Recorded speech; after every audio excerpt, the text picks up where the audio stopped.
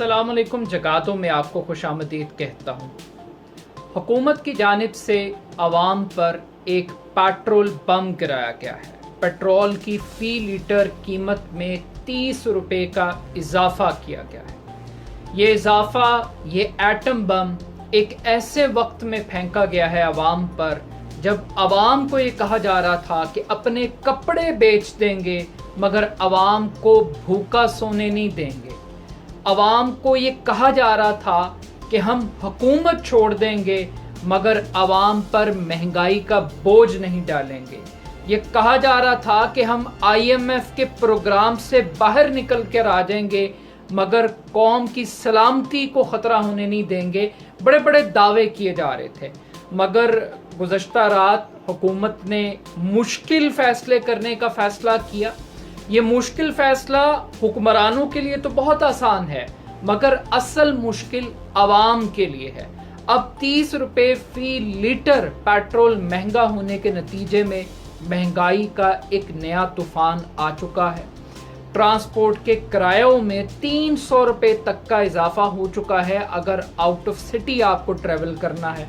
इसके अलावा आपको बिजली के अंदर, फूड इन्फ्लेशन के अंदर, अशाए खुर्दोनोश के हवाले से एक बहुत बड़े महंगाई के तूफ़ान का सामना इस कौम को करना पड़ रहा है। मगर बदकिस्मती की बात यह है कि ये हुकूमत सिर्फ एक बुनियाद के ऊपर इक़्तिदार में आई। इमरान खान साहब की हुकूमत को ख़त्म किया इस हुकूमत ने कि हम महंगाई को ख़त्म करेंगे, महंगाई को कम करेंगे। तो महंगाई को ख़त्म करने की बजाय ये हुकूमत अब आवाम को ख़त्म करने पर लग गई है। इमरान खान साहब का जुर्म ये था कि उन्होंने 3.5 साल मुश्किल फ़ैसले किए, गैर मकबूल फ़ैसले किए। हर वो सब्सिडी आवाम से वापस ली जिसका नशा मुस्लिम लीग नून ने और पीपल्स पार्टी की हुकूमतों ने आवाम को लगाया था। 68% इमरान खान साहब के दौर में पेट्रोल महंगा हुआ। इमरान खान साहब के दौर में बिजली महंगी हुई, गैस महंगी हुई। कोई ऐसी चीज़ नहीं है जो महंगी ना हुई हो। तो ये नाजात दहिंदा मैदान में आए, आकर इन्होंने महंगाई मार्चिस किए। कौम को ये कहा कि हम इस महंगाई से अगर तुमने निजात हासिल करनी है तो पहले इमरान खान से निजात हासिल करनी होगी। कौम को उस ट्रक की बत्ती के पीछे लगाया मगर आज जब ये इक़्तिदार में आए हैं, इमरान खान तो नाअहल था, ना तजर्बाकार था, करप्ट था, अनाड़ी था, हर बुराई इमरान खान के अंदर थी। मगर आज ये काबिल तरीन लोग, ये तजर्बाकार लोग, ये ज़हीन लोग, ये एडमिनिस्ट्रेशन को चलाने वाले लोग ये आकर पाकिस्तान की तारीख का सबसे महंगा पेट्रोल 179 या आप कह सकते हैं कि 180 रुपये लीटर पेट्रोल को लेकर चले गए हैं। तो आज कौम पूछ रही है कि क्या हमें वो ना तजर्बाकार वापस मिल सकता है जो 150 रुपये में पेट्रोल देता हो?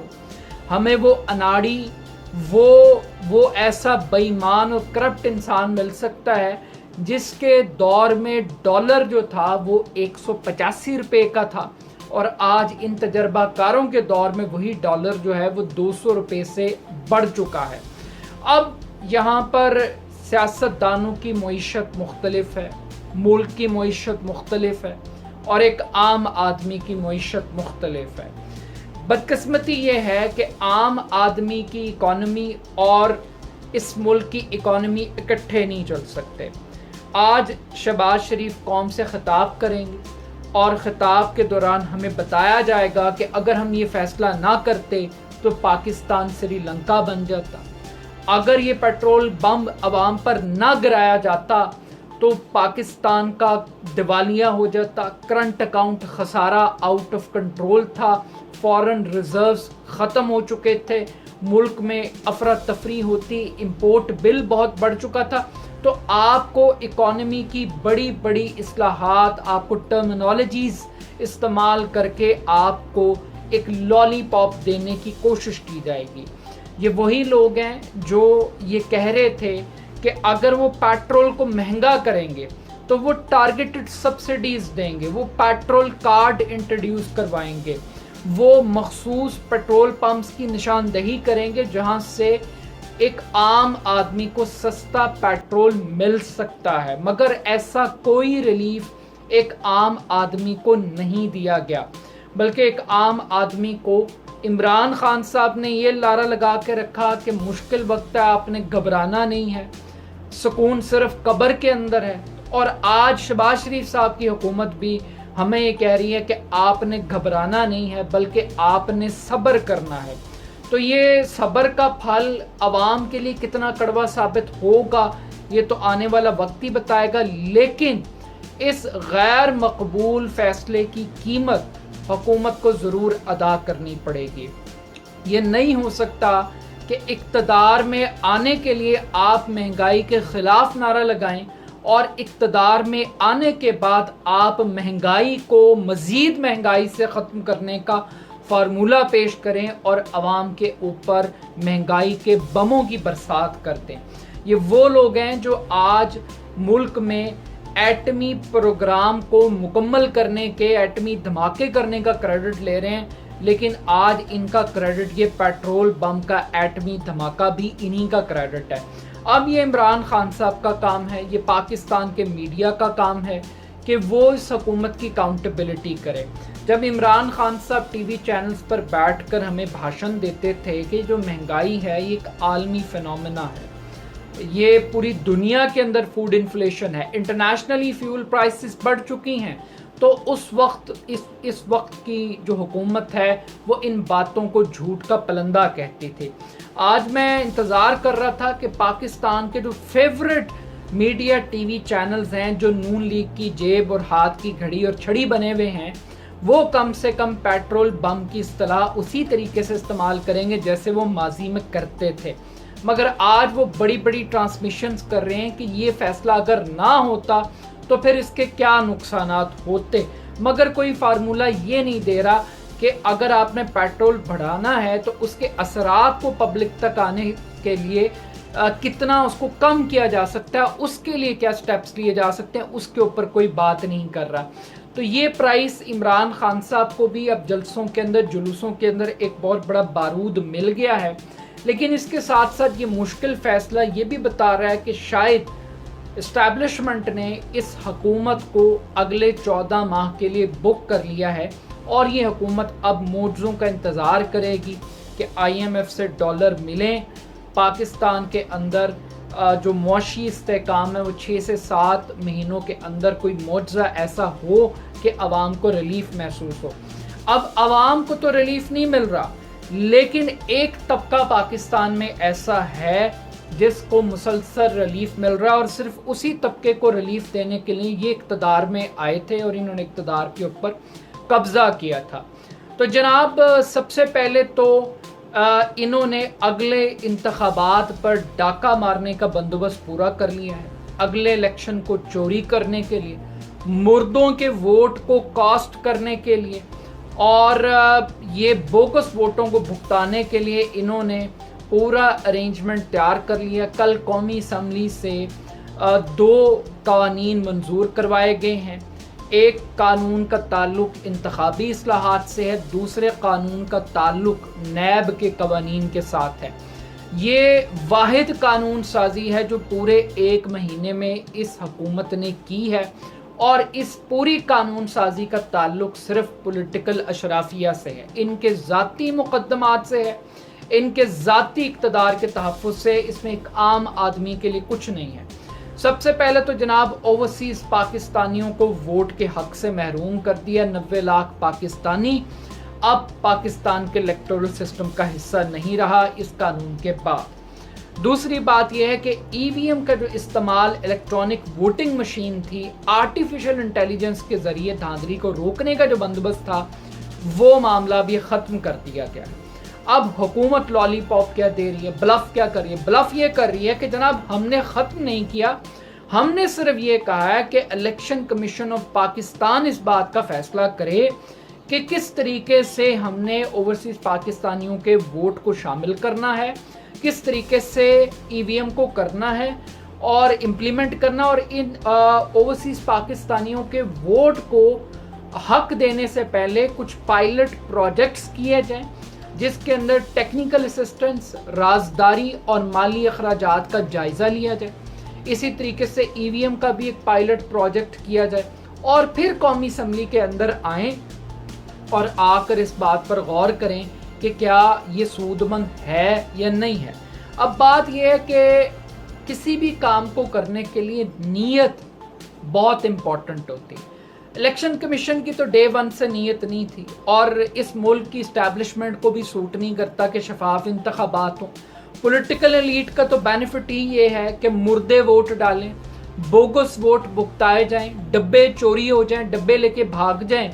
तो इस मुल्क में सिस्टम तो कोई भी परफेक्ट नहीं हो सकता। अगर इस्टेब्लिशमेंट ये फैसला कर ले कि उसने इलेक्शन को चोरी करना है तो दुनिया की कौन सी टेक्नोलॉजी है जो उसको रोक सकती है। एक तो ये बात है।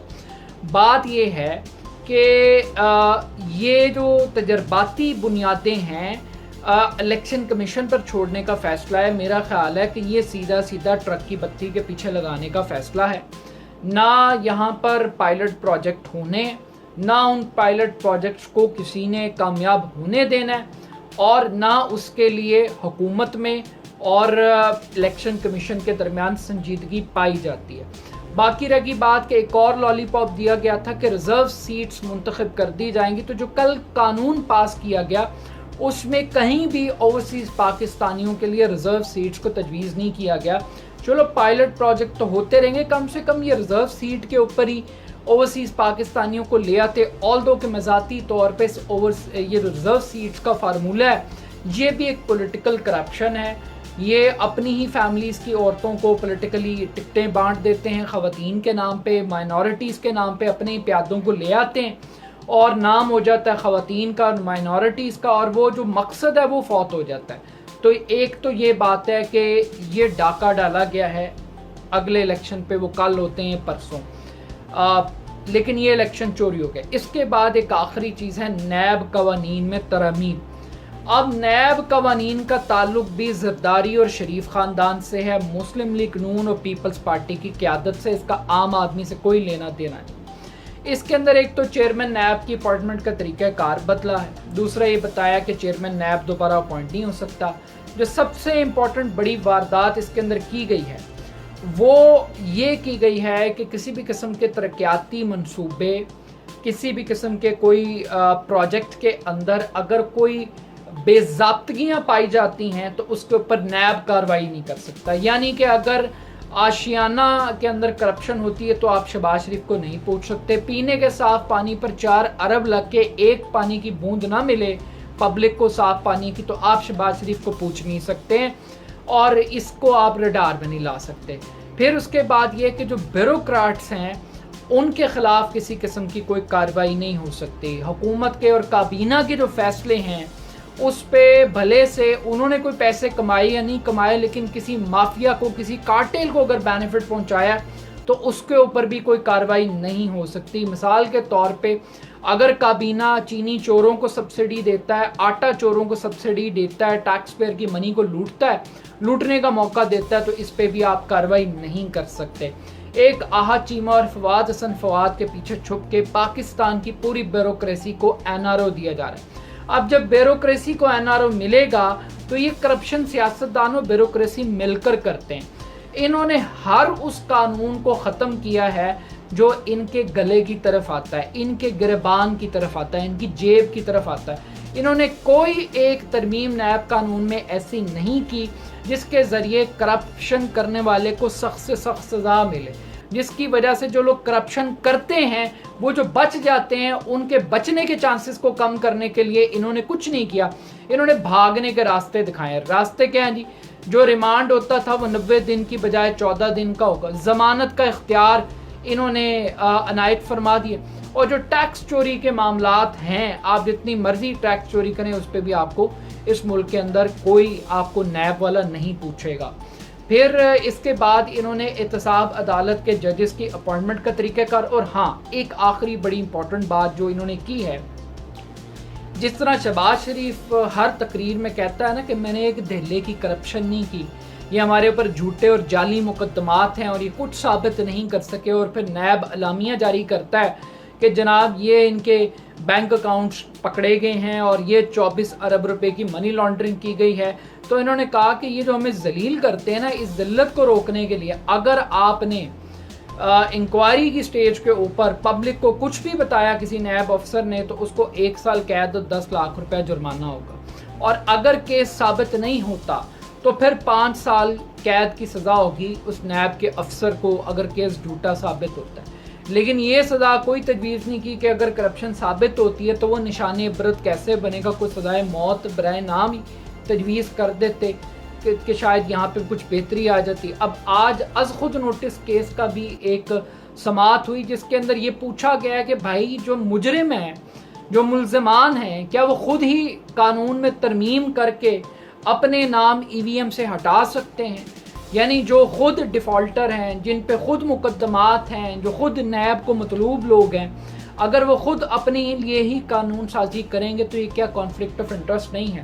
تو at the end of the day عوام کے لیے پیٹرول بم ہے ان کے پاس، عوام کے لیے مہنگائی کا تحفہ ہے، اور اپنے لیے نیب اصلاحات ہیں، اپنے لیے چوری ڈاکے سے بچنے کے لیے، گرفتاریوں سے بچنے کے لیے تمام ریلیف ہیں۔ یہ ان کی ترجیح تھی، یہ آتے ساتھ کل حکومت رہے نہ رہے، لیکن انہوں نے نیب اور الیکشن کو چوری کرنے کے لیے اور اوورسیز پاکستانیوں کو اور ای وی ایم کو اس انتخابی سسٹم سے نکالنے کے لیے پائلٹ پروجیکٹس کی اصطلاح استعمال کر کے ایک ٹیکنیکل ناک آؤٹ کیا۔ نہ وہ پائلٹ پروجیکٹ کامیاب ہوں گے، نہ یہ ووٹ کاسٹ ہوں گے، نہ اس الیکٹورل سسٹم کو شفاف بنایا جائے گا۔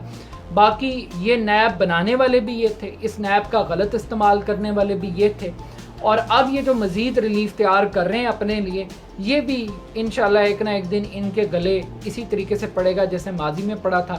اپنا فیڈ بیک مجھے ضرور دیجیے گا، میرے یوٹیوب چینل کو جگہ دو کو سبسکرائب کیجیے گا۔ بہت شکریہ، اللہ حافظ۔